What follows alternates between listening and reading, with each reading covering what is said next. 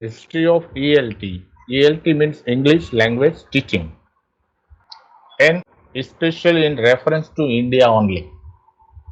There are two parts of the history. It is before independence and after independence, that is before 1947 and after 1947 to up to now.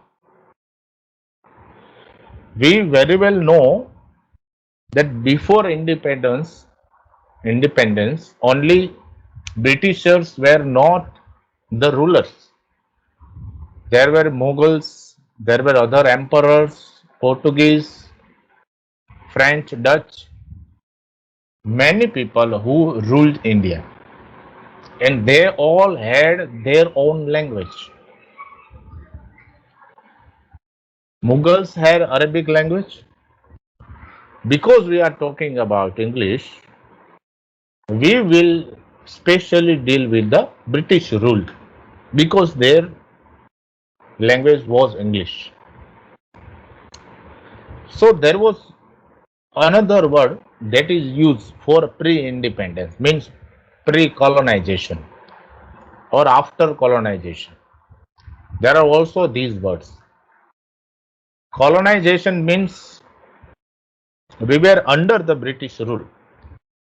India was not taken as a country but as a colony of Britishers.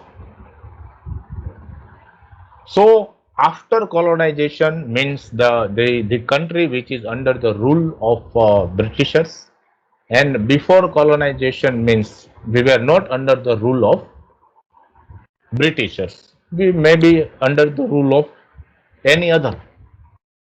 So let us begin the journey.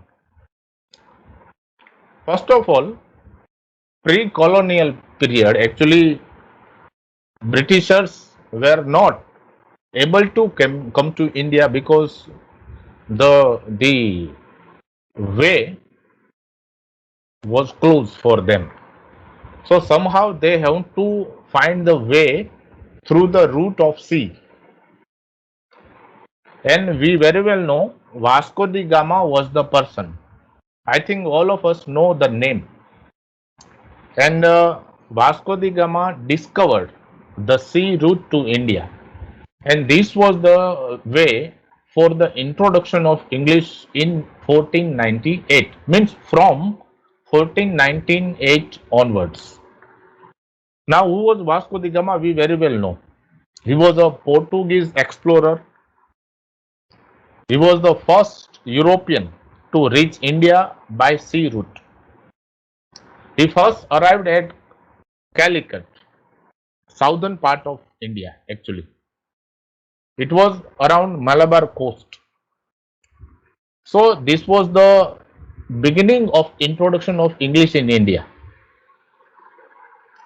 And why Britishers and European countries wanted to visit India? Because of the uh, trade and commerce. We very well know they wanted to have trade with India. India had spices, has silk, cotton, has indigo dye. India had tea, opium. So the next point was the trading, and the trading became with the East India Company. Mind well, British government had no controlling authority or direct link with East India Company when the company came first in India. British government did not have any control. But when 1857 revolt happened in India, British government took over the company. So actual British rule begins after 1857. So that makes almost 200 years. So how did East India Company entered in our country? Mughal Emperor Jahangir granted the Farman, that is the what in the Urdu it is called Farman, to Captain William Hawkins to establish the first ever factory in Surat in 1613, means almost after 15 years when Vasco da Gama uh, found the route. In 1615, means after 2 years, Mughal emperors allowed East India Company to establish factory in all the states where Mughal emperors ruled. So slowly the British East India Company is having their foothold on almost all over the country because Mughals had almost the control of 70%. So then many other states and many other kings also allowed East India Company to deal with them. Then what happened? East India Company not only did the trading, the business, slowly they have also started their interference in the politics of the kings as well of then that time. They got zamindari. So slowly this has become because the Indian kings and Indian people have to trade with the East India Company. The English language has become a language of communication between the Britishers and the Indians. But it was not lingua franca. How lingua franca?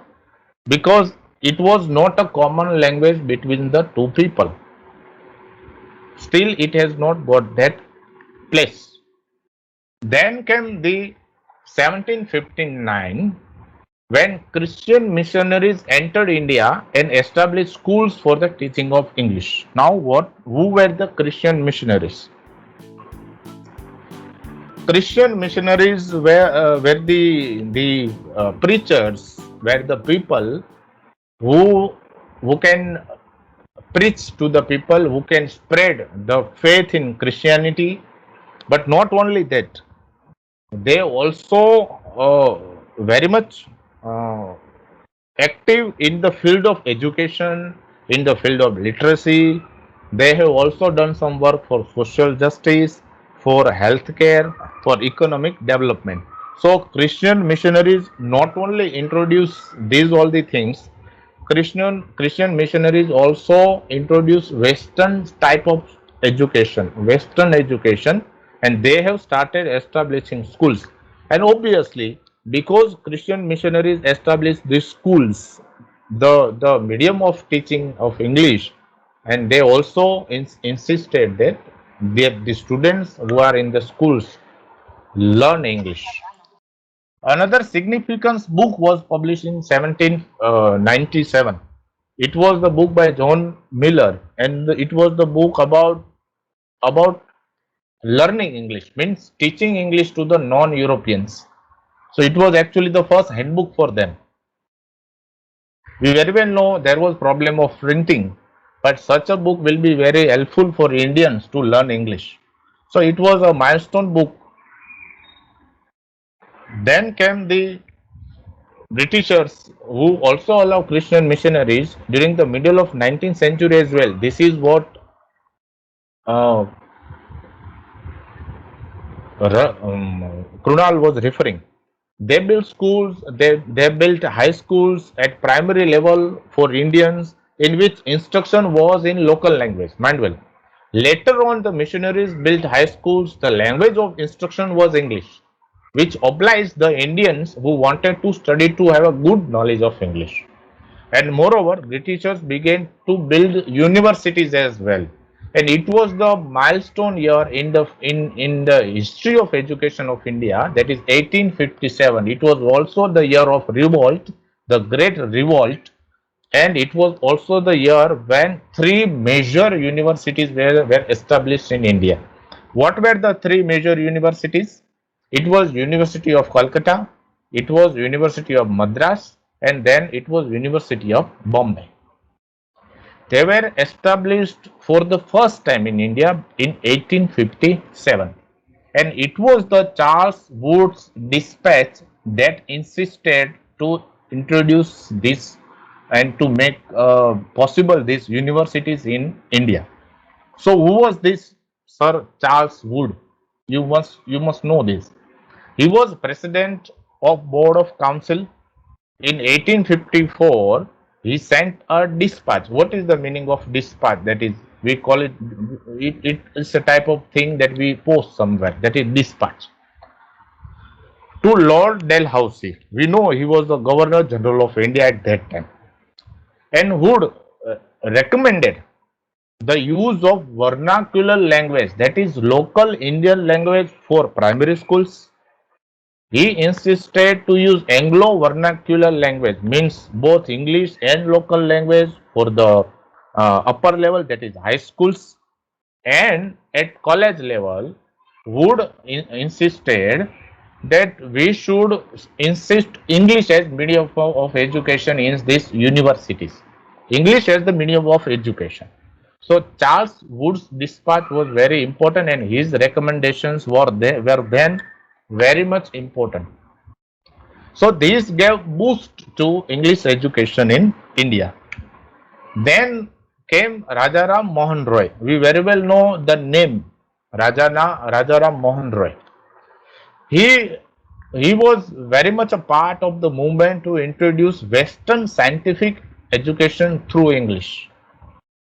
He was a social reformer, and he believed that Western scientific education will help to improve the society for social reformation. So he wanted to replace this traditional Sanskrit and Persian teaching with that of English teaching. To take a decision or to solve this problem, committee was formed. Lord Macaulay was the chairman of this committee, and we will also look at what Lord Macaulay did. Rajaram Mohan Roy advocated English as the medium of instruction in the place of Sanskrit and Persian. Macaulay wanted to make Indian like English people, Indian in blood and color, but English in taste and opinion. And their longing to the members of this class would spread their knowledge through English only. So, what did Rajaram Mohan Roy do? We know that he was the founder of Brahmo Samaj. He was a social reformer. He also established Hindu college, city college, English schools in Calcutta. Roy believed that introducing English education with scientific temperament will make Indians more liberal. It will help social reformation. He used his own money for education and established schools and colleges for education. Mind well, he was one of the employee of East India Company. He was a really great scholar of Sanskrit, Persian, English. He also knew Arabic, Latin, and Greek. So he helped to introduce English in the school and high school and the college education. He was one of the main person for the movement. Now let us move to Lord Macaulay's address to British Parliament on 2nd February 1835. What was his speech, and how this speech paved a great way for English to enter in India? Name of the person is T.B. Macaulay. Now, Thomas Babington Macaulay. February 2nd, 1835. He circulated the minutes of education, telling the British government that why British government and East India Company should spend money on English. He argued that I have travelled across the length. He addressed in the parliament. I have travelled across the length and breadth of India, and I have not seen one person who is a beggar, who is the thief.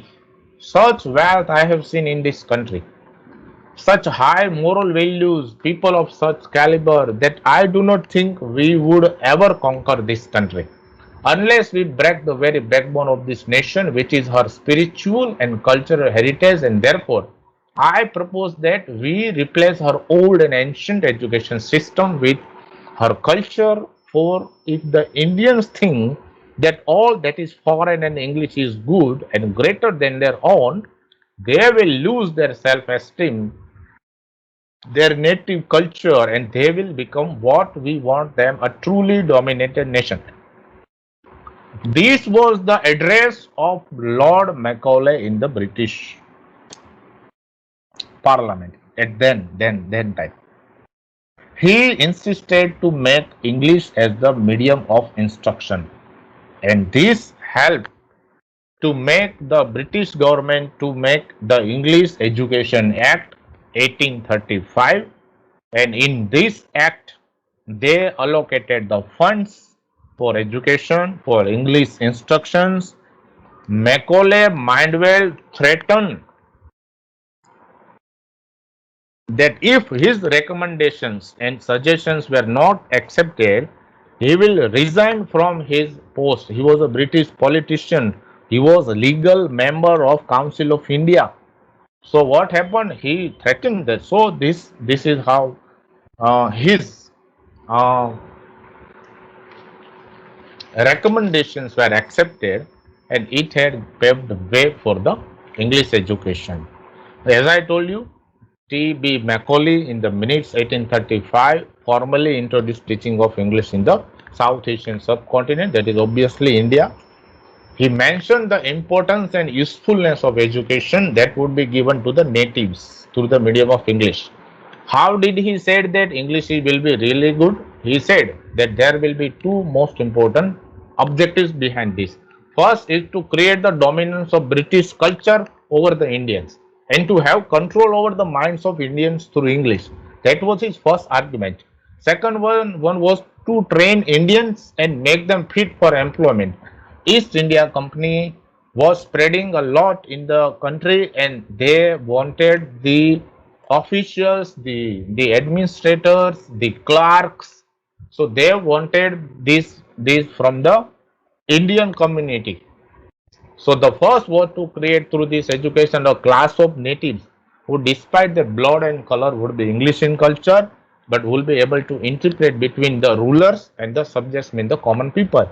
This is the class who may be interpreters between us and the millions of on whom we govern, means the Indians.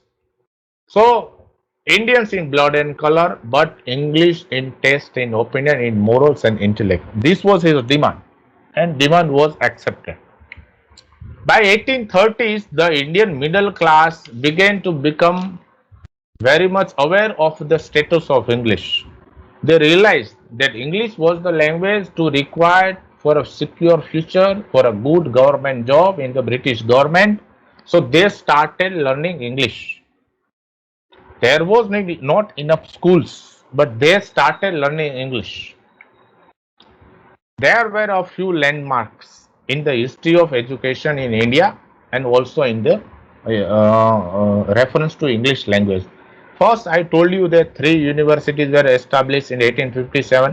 In 1920, Dhaka University was established in Dhaka. We know Bangladesh was part of India then. So it was the another university, Dhaka University, we call today Dhaka. Then came the Indian Universities Act in 1904.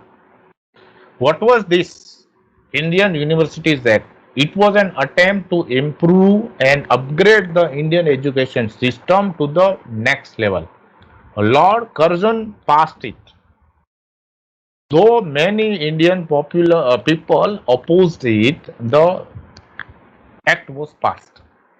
Then came the resolution of education policy. We have that new education policy right now, 2020.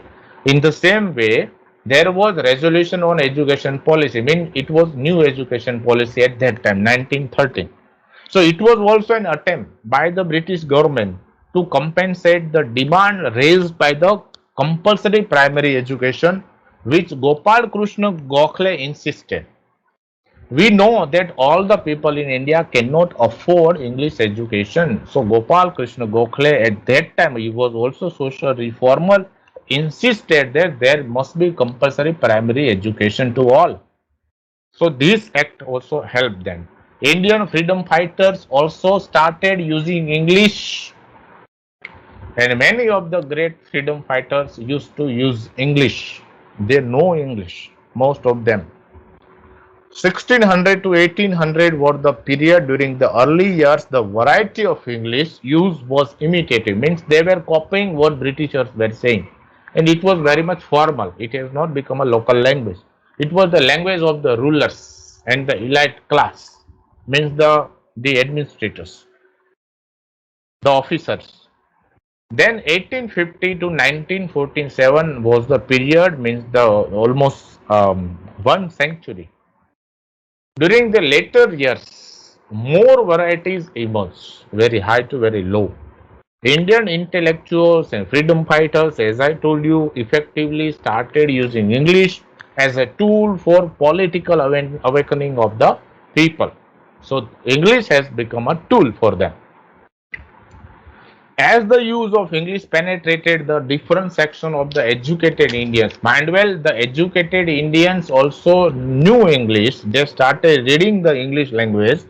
They also started using the language with the other people. This variety of English has a very distinct Indian flavor. We know Indian English is different from the British English.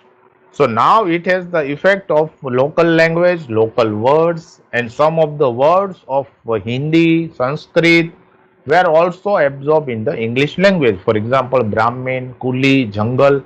These are the words that were then accepted in the English language from this local language.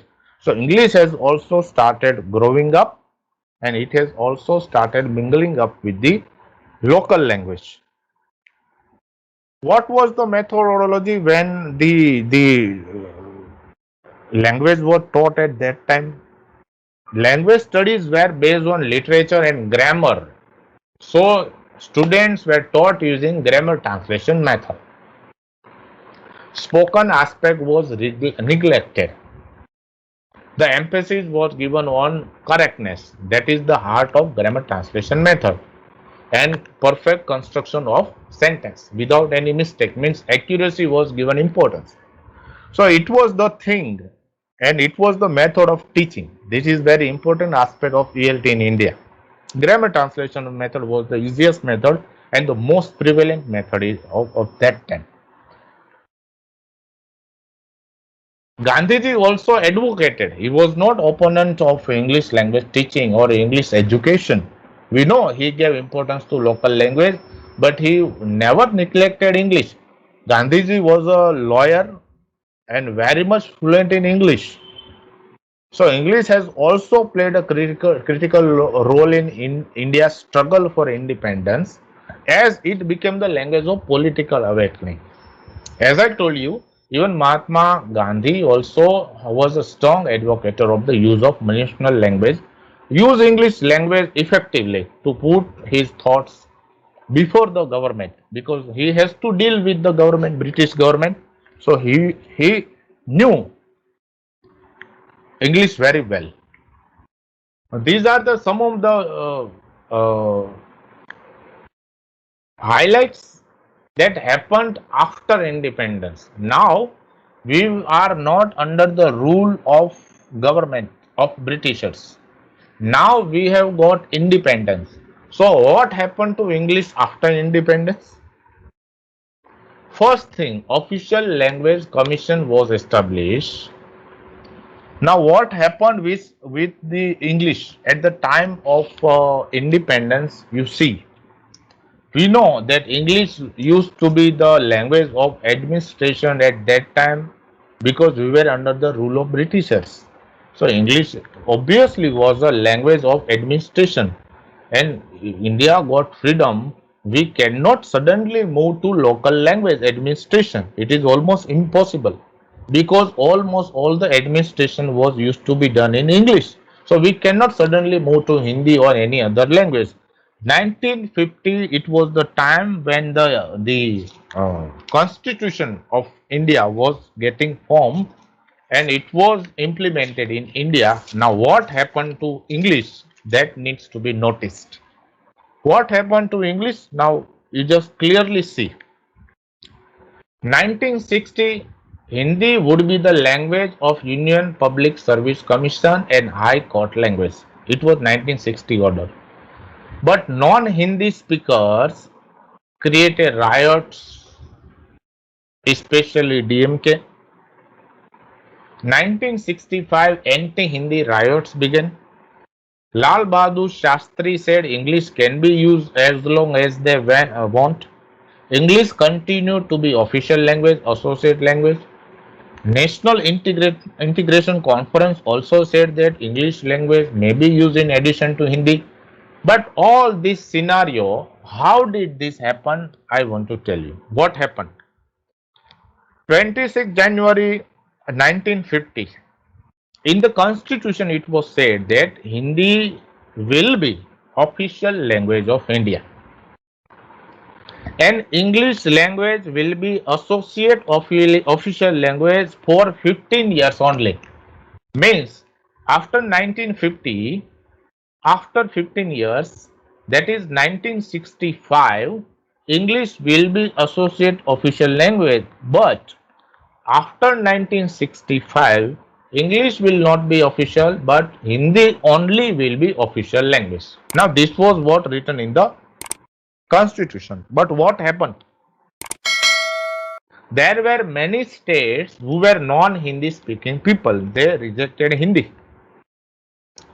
and they opposed to make Hindi official language of India. They created riots. They refused to accept it. It was one of them was DMK, the southern political party, Dravida Munnetra Kazhagam, that is DMK. Still, DMK party is there in the southern states. So they opposed anti-Hindi, non-Hindi speaking states opposed this. This is the picture. Many people died in the riots.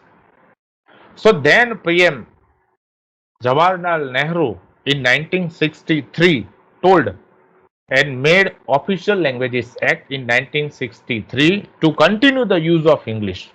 Then in 1967, Indira Gandhi became the PM and amended the act and made indefinite use of Hindi and English as official language of India.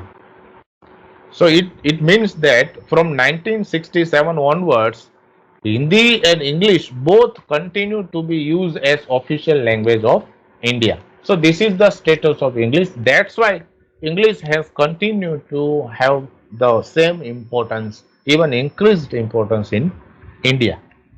Then came University Education Commission. He was the Dr. Radhakrishnan was the chairman of the commission. He also recommended that English language should be studied as it will open the world for us, open the window. It will help us reach wider across the world. It was Radhakrishna Commission. It was for university education. Then came C. Rajgopalachari was of the opinion that English was the gift of gods. We should not throw out English with the English people. We have thrown out English people, but we should not throw English language. This is the article that I told you. For the 15 years from the commencement of the constitution, the English language shall continue to be used for all purposes of the union, which it was being used before such commencement. But later it was decided to accord English the status of associate official language of India for an indefinite period. Means there is no end. 15 years, there is now no end. It was the Act of Parliament in 1963. According to the National Education Policy in 1968, three language formula was also proposed and it was accepted. One mother tongue should be taught. One second language should be Hindi or any other Indian language if the state has Hindi as mother tongue. And third language was English. Kothari Commission also insisted this 10 plus 2 plus 3. That was the formula. And language was divided according to that. Now the dilemma was that foreign language can't be medium of instruction. At the same time, non-Hindi people react that we already have discussed. So it was decided that English should be used. English can continue as the official language of India, and regional language can be official language of that regions. I mean Gujarati will be official for Gujarat, Punjabi will be official for Punjab, but when it comes to the center, English will be the associate official language. Hindi will also be official language. So you can see whenever there is communication of center or central government, you can see that Hindi and English both are preferred before any other language of India. Then came the Mudaliar Commission in 1950 to 53. It was for secondary education, and it also said recommended no student should be indicated by ignorance of the language which ultimately determine the career that he choose. So we cannot ignore this language. This was what told by Mudaliar, Lakshman Swami Mudaliar. He was the chairman. English as the state language. English is now also. It a state language of Nagaland, Meghalaya. English is not included in 22 official languages. You don't know. English is not one of the 22 languages. It is additional official language. The 22 languages are the purely Indian languages. How was English taught? As I told you, grammar translation method. Slowly it moved to structural method. If we see 20 years back textbooks of Gujarat, you can find the structural approach. Structures of grammar are given. Then which institutes are established to help increase English education? First, the institute was ELTI. What is ELTI? English Language Teaching Institute, established in Allahabad. What was the second institute? CIEFL in Hyderabad. It is now a university. Central Institute of English and Foreign Language. This is now it is an university. It is the only university for learning of teaching of foreign languages. It is the university in which English, Arabic, French, German, Japanese, Russian, and Spanish language can be learned. There are courses. So CIEFL was the name which was given in I think 1950, 1972. It was renamed with that IEFL. Now, what is the word? See, IEFL. IEFL means Institute of English and Foreign Language. In 1963, the name was changed. What is the name today? The English and Foreign Language University, EFLU. Mind well, it is the 5-star NAC A accredited university in Telangana. So it is the best institute. What is Regional Institute of English in Bangalore? It is RIE, that is Regional Institute of English. It was established in 1963 as a society. Now, why it is called Regional Institute of English? Because it has responsibility of spreading English in 4 states. Mind well, 4 states: Kerala, Karnataka, Tamil Nadu, and Andhra Pradesh. What is the concentration of RIE, Regional Institute of English? 4 states. To train teachers to improve standards of teaching English in these states, the 4 states. To organize conferences and workshops, to prepare textbooks and materials, to do research in English language teaching. Now you understand that such university is there in southern part of India. That's why we find fluency. Most of the people can speak English fluently in southern states. So that is why they give importance to English. It was lit controversy was also there. I don't know much about that, but language is important, so literature is important. Then came regional variety because English has become a part of India. So there was effect of Gujarati on English, effect of Hindi on English, effect of Punjabi on English.